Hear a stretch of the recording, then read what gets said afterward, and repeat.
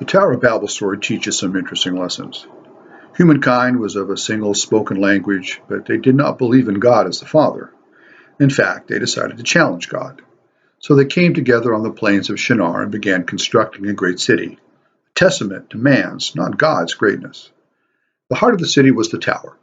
This tower was constructed of bricks like stone, for it was being built not only to last, but to reach heaven itself. God, in his infinite wisdom, chose to instruct rather than destroy. So he reached down and scrambled their language, making it impossible for them to continue working together. So they scattered to the four winds, leaving the tower and the great city unfinished. Hubris aside, what else does this lesson teach?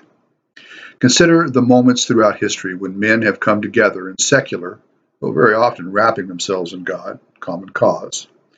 Resulting purges, revolutions, crusades, jihads, wars, and persecutions led to, arguably, more death and destruction than all natural disasters combined. The argument can be made that many of these things happened to stop or address a greater evil, that if arms were not taken up, a greater injustice would have taken place.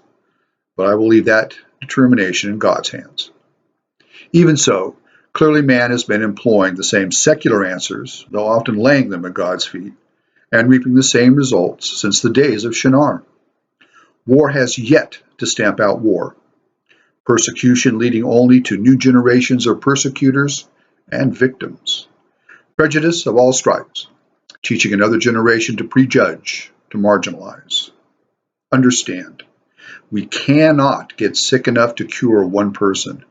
No amount of hate will ever create love or understanding. We cannot get poor enough, either spiritually or materially, to help those in need. Living on the spiritual basis, speaking the language of the heart, we take a different tack. Today we choose to live on the basis of trusting and relying on God. Does this mean we bury our heads in the sand, oblivious to this world's realities? To leave our homes unlocked, our children unprotected, offering our neck to any who would threaten us? Without equivocation, of course not. Continue to protect and stand for those who are incapable of protecting themselves. Install sound locks on your doors. Stay informed and involved in the issues of the secular world that interest you. But remember, the rain falls on the just and the unjust equally. Living on the spiritual basis has nothing to do with a Pollyanna approach to living. In fact, it is the opposite. It is not the way of weakness, but is in fact the only true path of strength. The great carpenter said, "The meek shall inherit the earth." Being meek before God is to honor our Father. It does not mean that we become servile or scraping.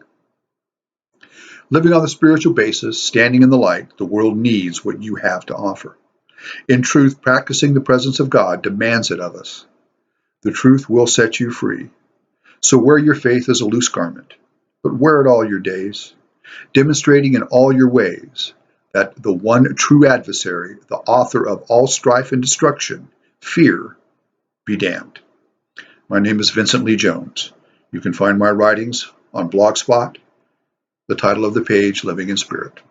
Have a blessed day.